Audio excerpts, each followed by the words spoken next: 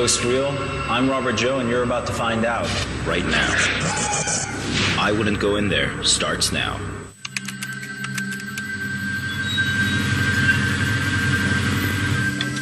My friend and I were sitting by a cave.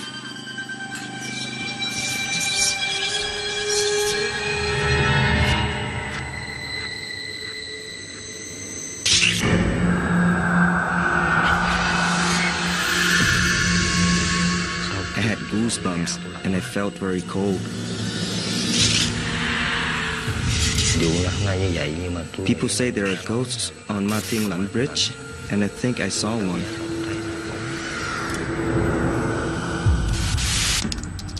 I love stories like this. Ghost stories. A lot of torture place, a lot of people die there. We heard a voice About places we're not supposed to go. We're warned not to go. But I'm no ghost hunter. The fear, superstition, always hides a bigger story. A true story.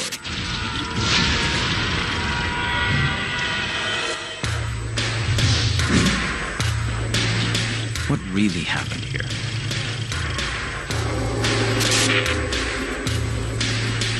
And if you knew, would you still go there?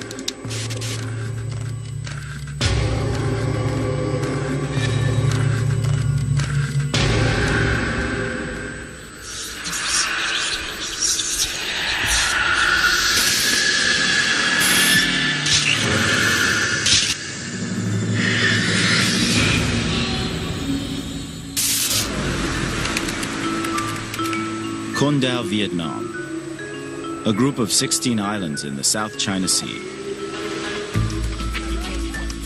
A popular tourist destination known for its beaches and scenery.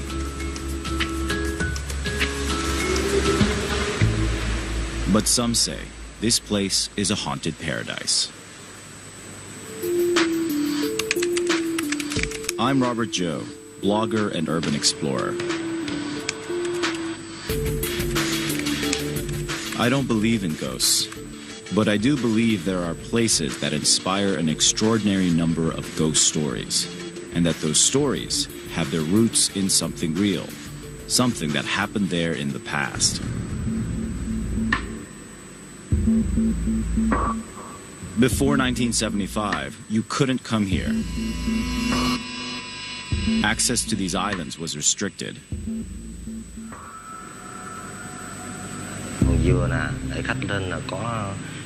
That this had been a forbidden zone made it an even more compelling mystery to me.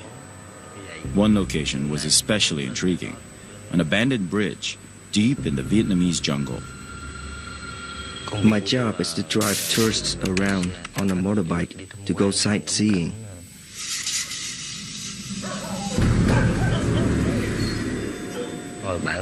I have a friend called Tuan from the city. He asked me to go to Martin Land Bridge to drink and chat. There were stars in the sky with the moon. It was very beautiful.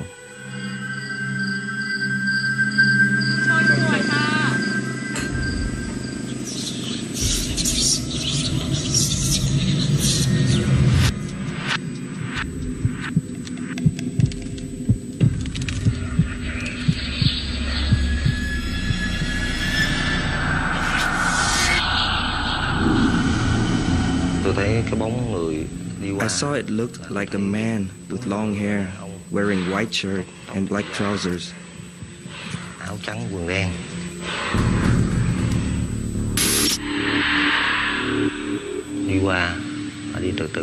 He looked at our table and then went towards the cave.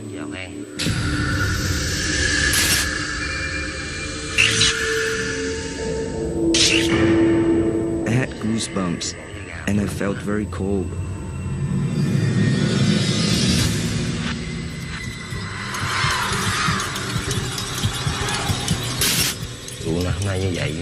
People say there are ghosts on Martin Land Bridge, and I think I saw one. Mr. Sun believed he saw a ghost at Ma Tin Lan Bridge. It was an experience so terrifying that he ran away. Was there something special about this bridge?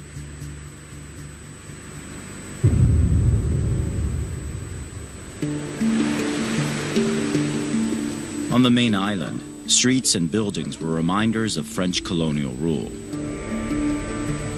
The French first conquered these islands in 1861, and it wasn't long before they controlled all of Vietnam. The infamous Haunted Bridge was built when the French were in charge. Maybe there was a connection. Hey, I'm trying to get to Ma Tin Lan Bridge. Ma Thiên Lãnh. Yeah. Cầu Ma cái gì? Yeah, that one. Trên này. That way. Can we go? Let's go. Okay, all right. Okay.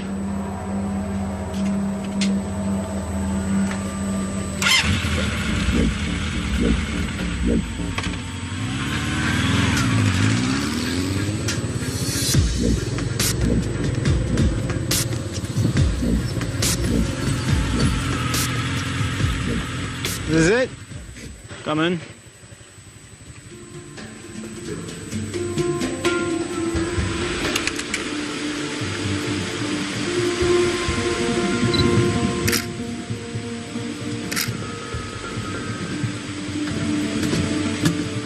The Ghost Bridge was strangely located. It was in the middle of the jungle, and it didn't seem to lead anywhere. It didn't even look like a bridge to me. So I made it this far on this bridge, if you can even call it that. This is apparently where the first witness had his sighting. He saw a figure disappear up this bridge into this mountain, and this bridge just stops right here. It doesn't go anywhere. It just kind of follows up along. So there must be something in this mountain worth taking a look at. Why was the bridge left unfinished? Was this sacred ground? Or the site of some awful tragedy? Then I saw the inscription. The bridge had been built by prisoners forced to work under horrible conditions. Hundreds died. So apparently 356 prisoners died building this bridge due to the terrible conditions, starvation, as well as disease. For the superstitious, the prisoners who died under such brutal conditions would have reason to haunt the area.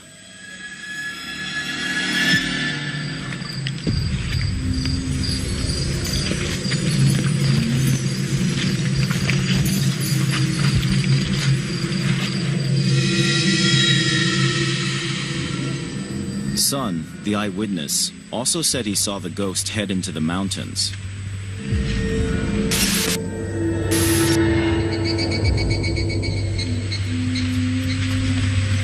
I wondered if the path led anywhere.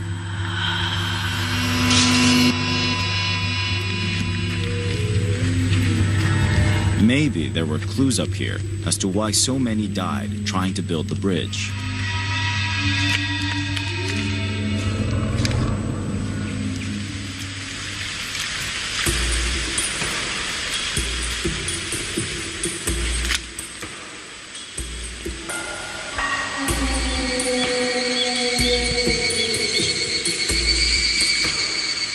Okay, I've been at this hike for quite a while now. The conditions are just terrible. It's rainy. This is pretty much just a mudslide I'm walking up. It's been hard, and all I have is this backpack. You can imagine the prisoners that were going up this mountain, probably on a road just like this one, if not this one itself.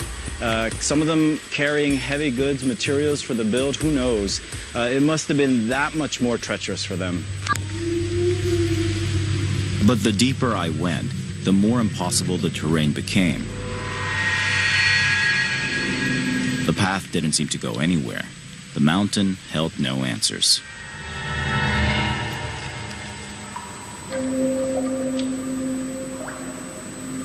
The bridge where Mr. Sun believed he saw a ghost was unfinished, but I uncovered the reason locals called it Ghost Bridge. Over 350 prisoners died in its construction. What I couldn't figure out was why the French forced them to build it at all.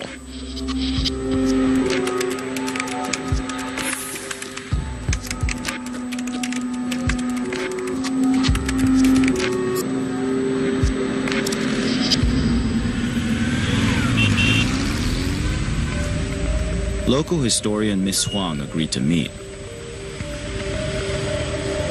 She hinted that there was more to the Matinlan Bridge story, and that there was something I had to see for myself. I heard as part of the hard labor that the prisoners were building a bridge. Why did they build that bridge? The main reason why the French asked the prisoner to build Matinlan was to kill them slowly day by day. Then she explained the French wanted to build watchtowers along the bridge to look out for escaping prisoners. And how did the prisoners die? Many reasons led to their deaths. Slave labor was harsh and they didn't have enough food. They were also not treated when they fell sick and were exhausted from overwork.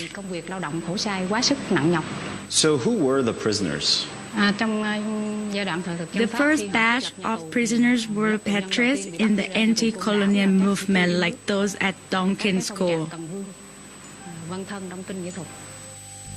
Turns out many of the prisoners were part of a growing Vietnamese resistance movement, seeking freedom from French colonial rule. How many prisons are here in Con Dao? I think we should use that map, it is clearer. During the French colonial period, they have 4 prisons. I was beginning to get the picture, and it wasn't pretty. Con Dao was not one prison, but many. It was a penal colony. This was where the French locked up common criminals and all who dared to oppose them.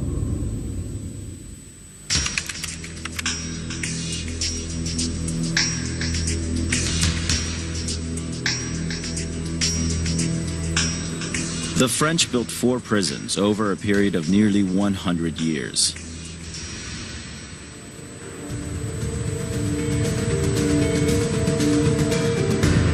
Con Dao's remote location became a perfect setting.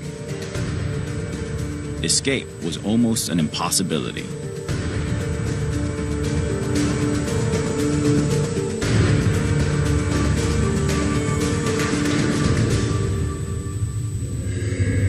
Forced labor, horrible living conditions. No wonder locals believe the ghosts of those who died here still lingered. I found a second paranormal witness who claimed to have encountered ghosts on at least 2 occasions.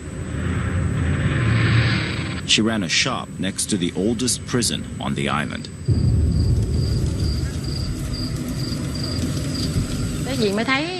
One day, I saw a lady walking along the wall.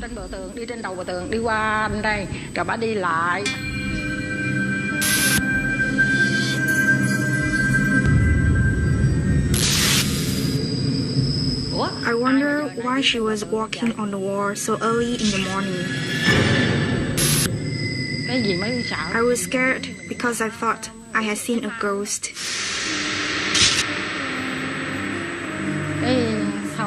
I didn't tell my son who she was to avoid scaring him.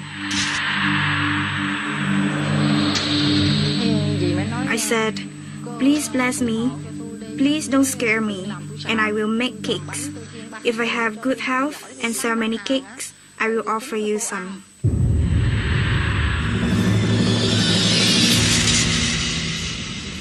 Mrs. Nam believed she saw a hungry spirit. She seemed convinced that the island, its past, conjured ghosts. And I was about to find out why.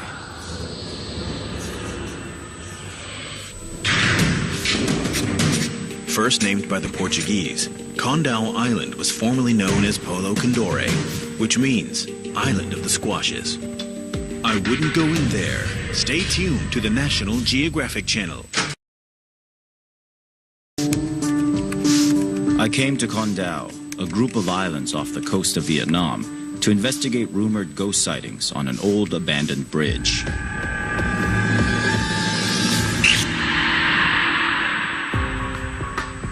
The bridge had been built with the forced labor of prisoners. Hundreds of them died.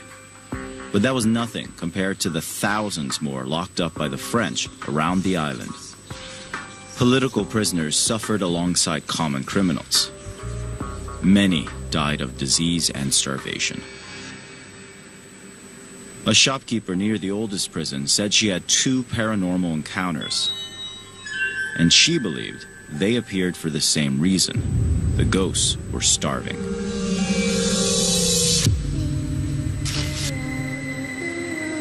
In her first encounter, she said a woman suddenly appeared to her, standing on top of a wall near the prison. On another occasion, she claimed the ghosts of 2 boys also harassed her for food. Around midnight, I went to bed.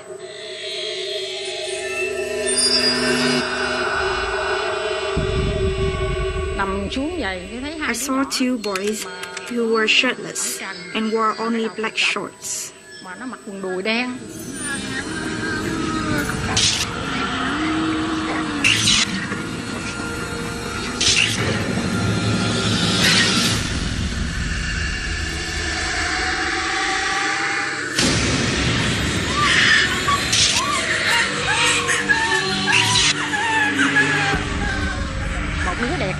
One grabbed my legs and the other pulled my hands.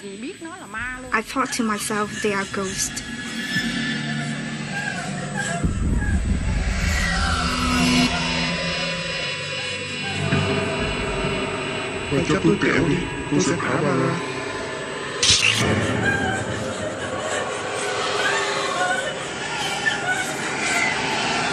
I searched for my walking stick to hit him.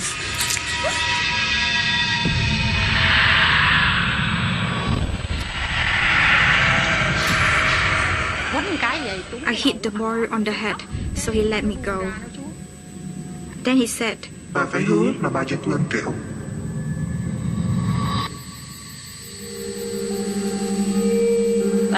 The spirits used to live here before I came in 1978. Many people and soldiers lost their lives here. So there must be some ghosts here.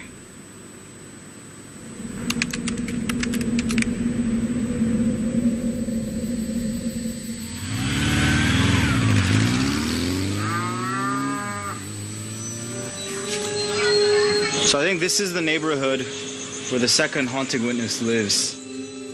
This must be the shop owned by the second witness.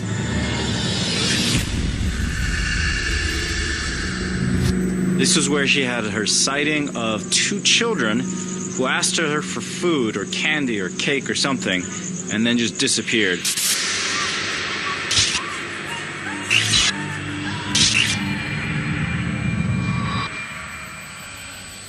And this shop is right across from the prison, which must be that right there.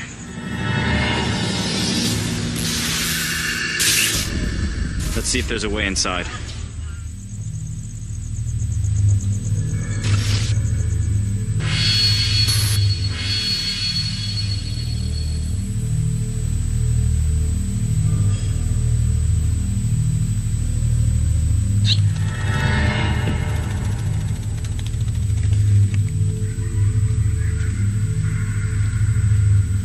Here's an open door. This is obviously some sort of a shrine.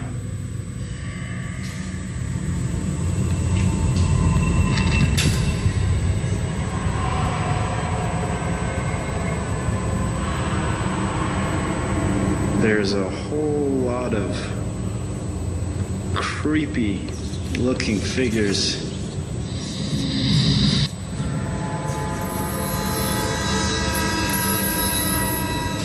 The prisoners who are here. Oh God, the room's full of them. Just an endless stream of these little figures. Really, really gone. It looks like Holocaust figures almost. Looks like almost 100 people in here. That would explain why these rooms are so large. And they're all chained up. There's some sort of strange iron bar that everyone's shackled to.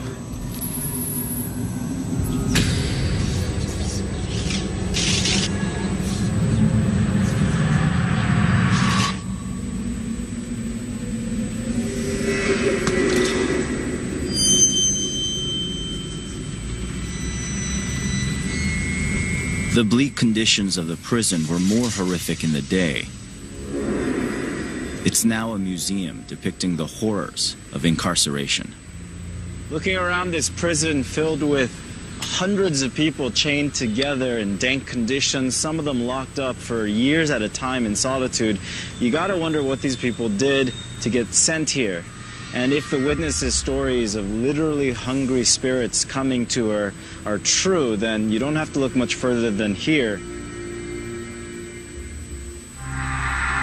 Kondao's prisons were the source of many of its haunting stories. My exploration proved this place had been hell on earth for those imprisoned. Many suffered from disease and starvation. I went to find someone who could help explain why people believed the souls of the dead still lingered here.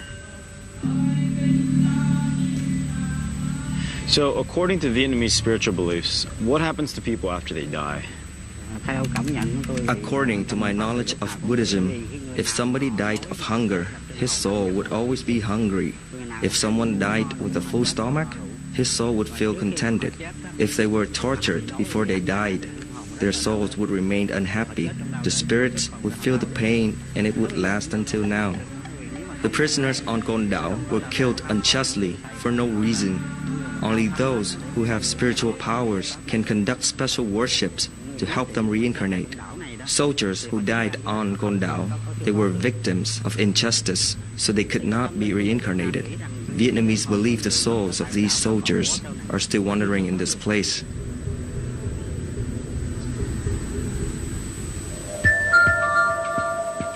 The horror stories of Con Dao's fallen soldiers still resonated with the people here.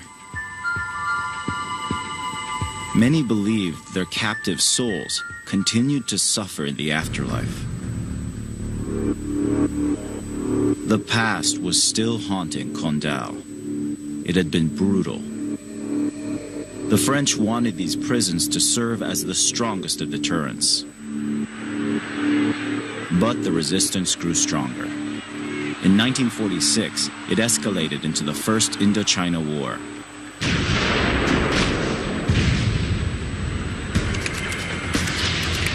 No one knows how many died, but the estimates were in the hundreds of thousands.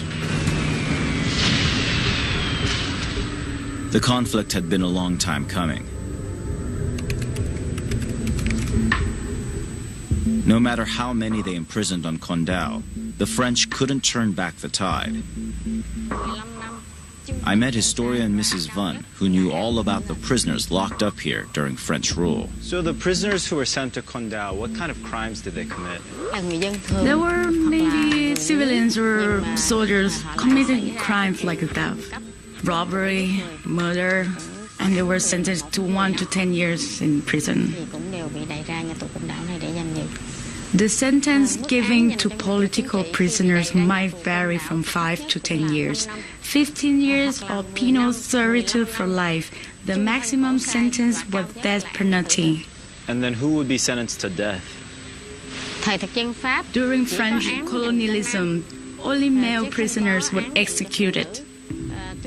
However, Vo Chi Sao was the first and the only female political prisoner whom the French executed here.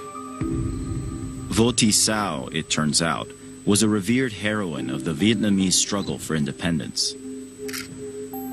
She was just 15 when she tried to assassinate a French official by throwing a hand grenade. When the grenade failed to explode, she was captured and thrown in prison. 4 years later, the French transferred her to Con Dao, where she was executed by firing squad. She was only 19. Imagine you're 19 years old and your last night on Earth is spent in this cell here. That's exactly what happened to Vo Thi Sao. Now, obviously, she was some sort of a revolutionary figure, but at the end of the day, she was still a young girl facing her last hours the night before her execution in a small, dark room.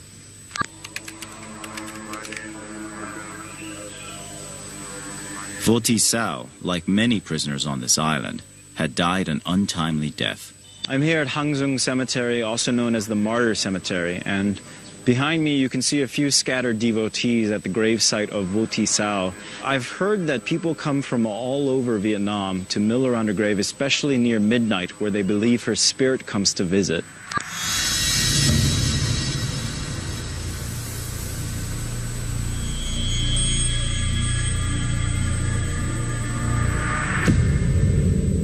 People began arriving around midnight, and I wanted to find out why some of them made the journey.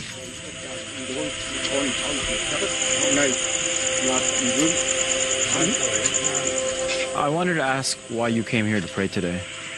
We come here and we hope that Sister Sao will bless us. As we fought during the same period as her. When she fought and sacrificed heroically here, we were fighting somewhere else. That's why we couldn't meet her. Today, we come here to visit, and we hope that she will bless us with good health and bring us a lot of luck on this trip. It's very easy to see the appeal of the story of the spirit of Vo Thi Sao. People from all over the country have been coming to sort of worship and pray to her. Here is this young girl who died, who was executed really, for performing a very heroic act of defiance against a much larger occupying foreign force. It's no wonder she's become a symbol of independence here.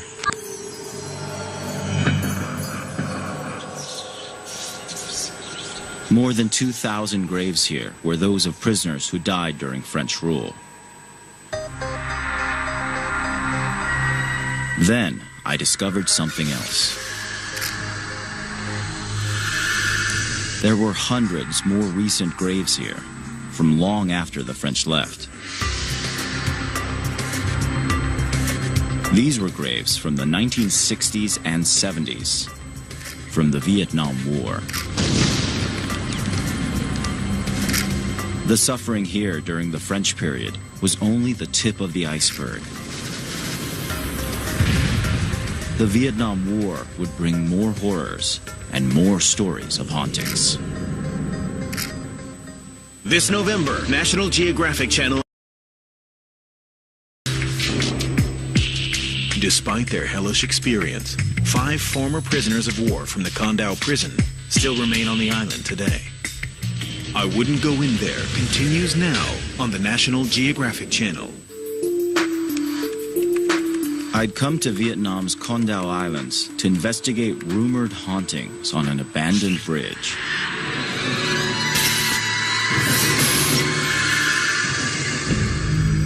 The bridge had been built with the forced labor of prisoners, hundreds of whom died. In the 1930s, they had been forced to construct it by Vietnam's French rulers. Over a period of nearly 100 years, the French had imprisoned thousands here. The First Indochina War, a full-scale Vietnamese rebellion, ended French colonial rule in 1954. But it wasn't the end.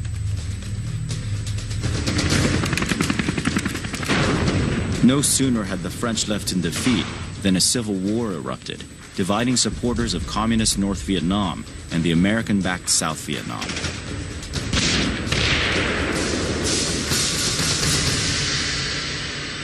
I need to know the truth about what happened to the prisoners here during the Vietnam War. And to do that, I got to go back into the island's past to find out what happened to the prisoners while they were alive.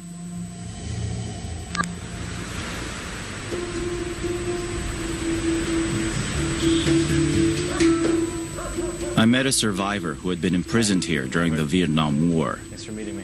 Mr. Bui, a former Viet Cong platoon leader, said he had survived the worst conditions imaginable. So how were you taken prisoner?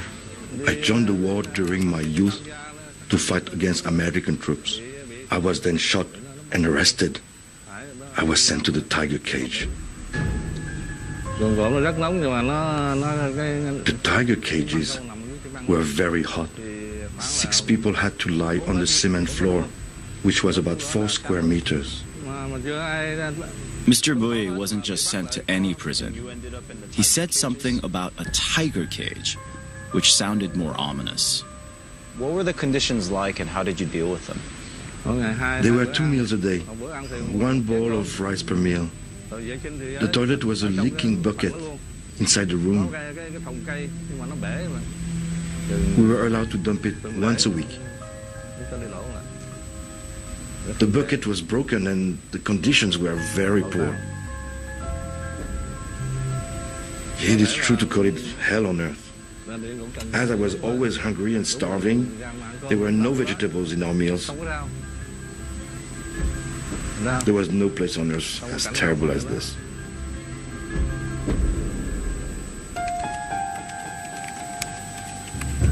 What were these tiger cages Mr. Bui mentioned? The prison cells I had seen were grim, but these images looked worse. It looked like some kind of secret prison within a prison.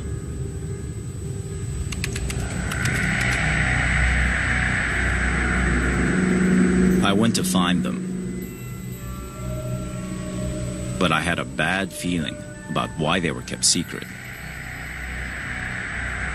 You can see this looks like a typical prison complex as I've started to see them in Vietnam. The familiar, sharp, sloping red roofs. It looks like a building of 3 or 4 complexes.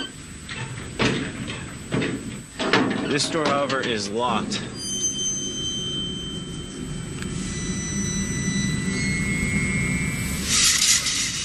I managed to search inside, but wherever these secret tiger cages were, they were well hidden. Then I got a new lead.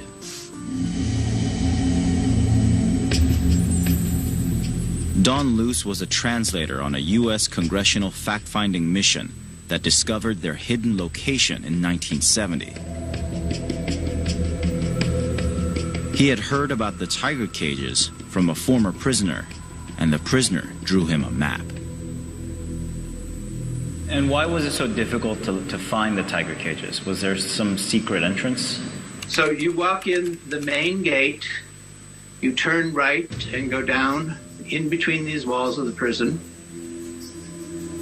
and then you turn left, more walls on either side, and there's a little tiny door, very inconspicuous little tiny door, that according to the map that Loy had drawn for us was what we had to get into to see the cages.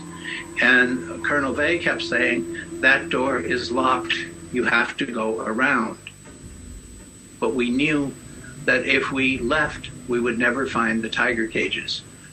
And what did you see at the tiger cages? I mean, your first impression was this incredible heat, because over the cages, they had tin roofing, you know, and it's so hot there. People are down below, begging for water. All of the prisoners had sores. The smell was just overbearing.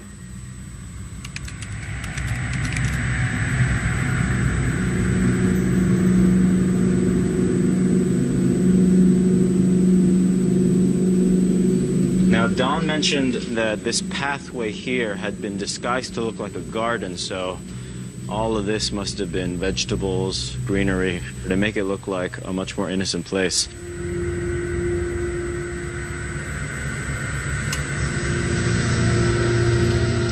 This must be the actual entrance to the tiger cages. Okay, this looks to be some sort of an antechamber.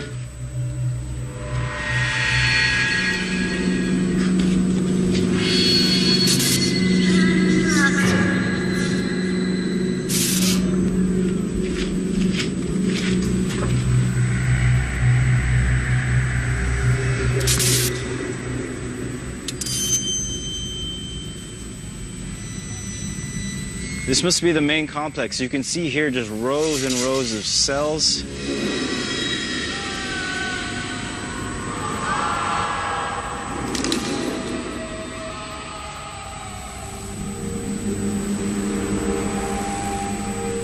So I think these might be one of these solariums that Don had mentioned. You look at these open air cells where you'd be exposed to the heat and the sun beating down on you like this guy here.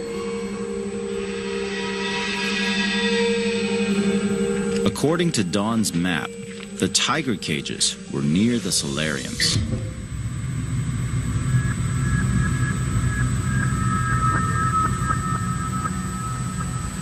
So these are the tiger cages. You see the bars up at the top. Up there must be where the guards were apparently walking back and forth. This tiny cell. Right off the bat, you see these chains that have become quite familiar in Vietnamese prisons. I figured out at this point that each one of these usually was meant for one prisoner, one leg each.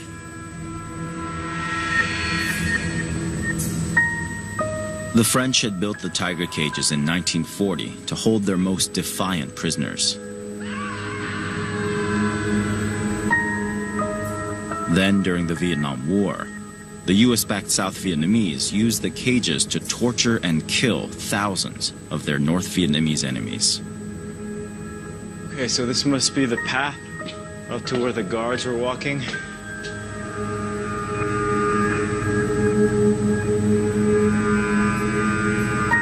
All of these people down here. Each of these are numbered. It goes up to 60 on this side, so I'm gonna guess 30 that way, 30 this way. 60 cages full of 7 people. I believe that's, what, 420 prisoners in this one hallway? If I did my math right. This line would have been thrown just through these bars onto the prisoners below, burning their skin.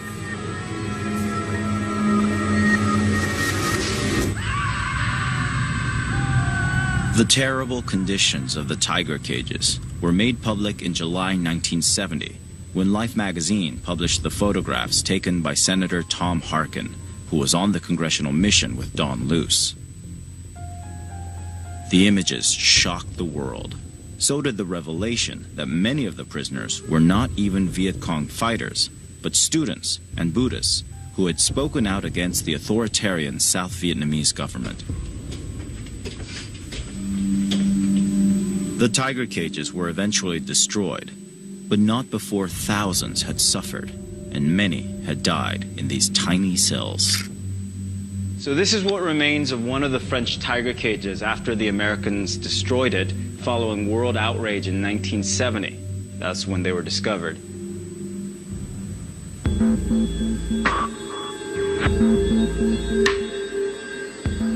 But something wasn't adding up. The cages I saw were destroyed by the Americans in 1970. But Mr. Bui said he was locked in a tiger cage until 1975. How could that be? Were there other tiger cages still hidden?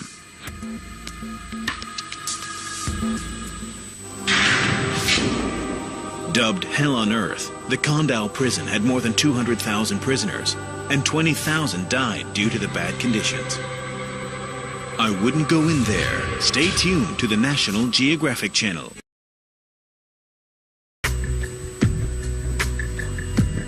In my investigation of Condal's ghost stories, I discovered a long-time French penal colony.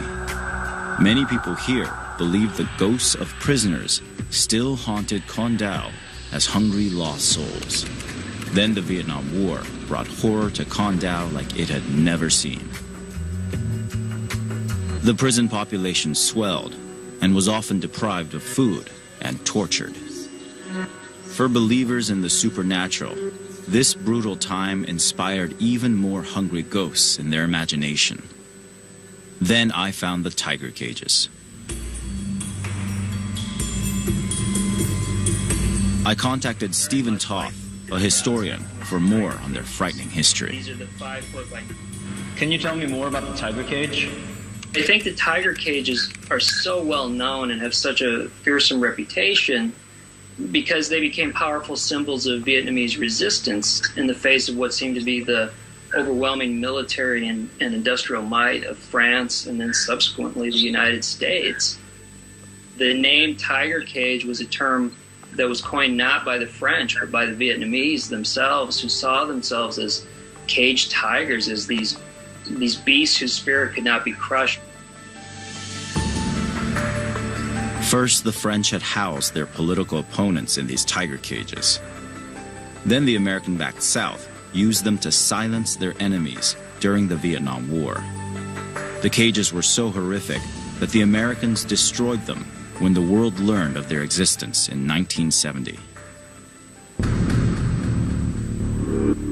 But Mr. Boye told me he was in the tiger cages until 1975. Were there more hidden tiger cages? I tracked him down and asked him to show me his last prison cell.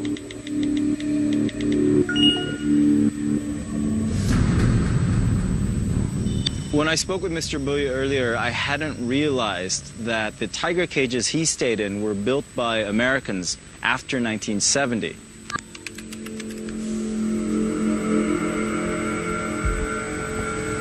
And this here? The irony wasn't lost on me. Just as the Americans destroyed the infamous tiger cages, they built another prison to hold their Viet Cong enemies.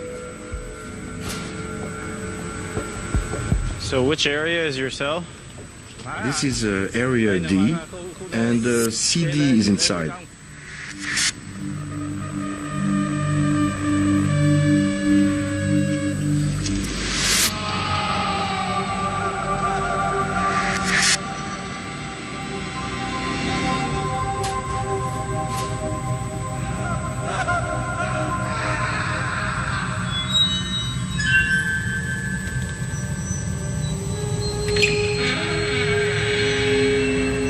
So this is it? This is your cell?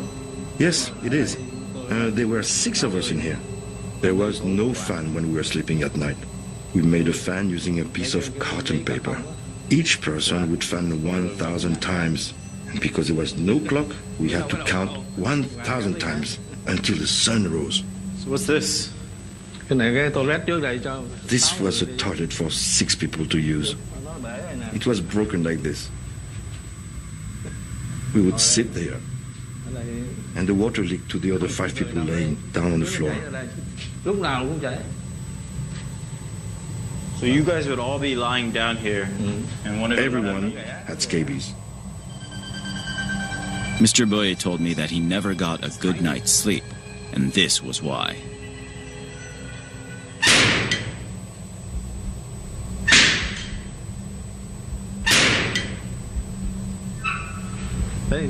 If they did this in the room next to us, we would be affected as well.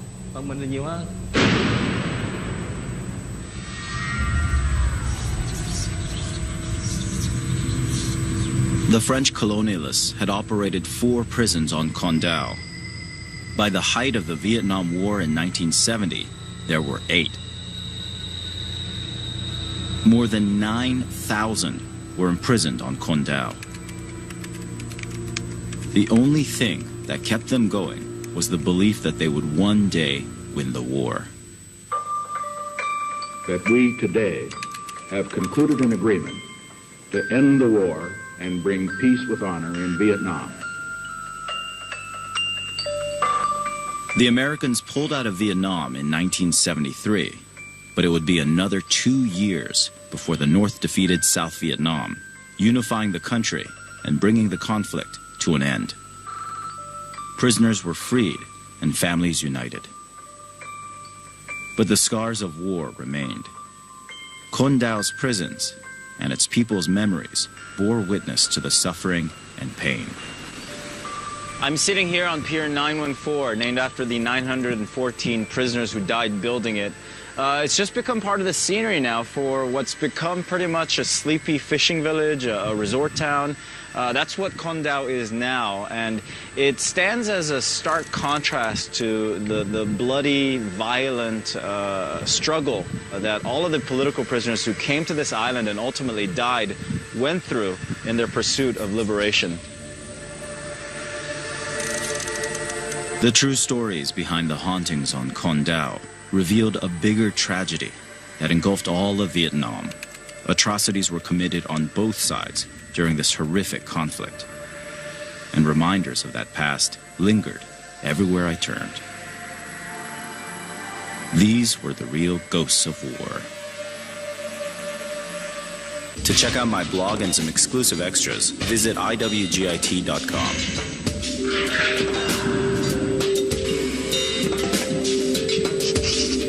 What's my next haunted location in Asia? Tune in next week to find out. In the season finale of I Wouldn't Go In There, I'd come to Diu, an island in western India, to investigate rumors that an old Portuguese fort was haunted.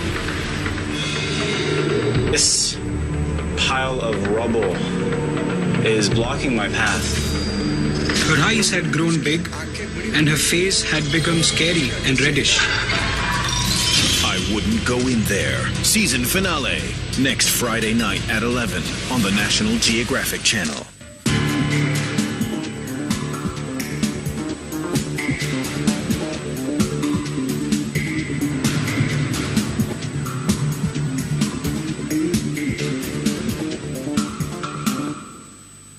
Too brave and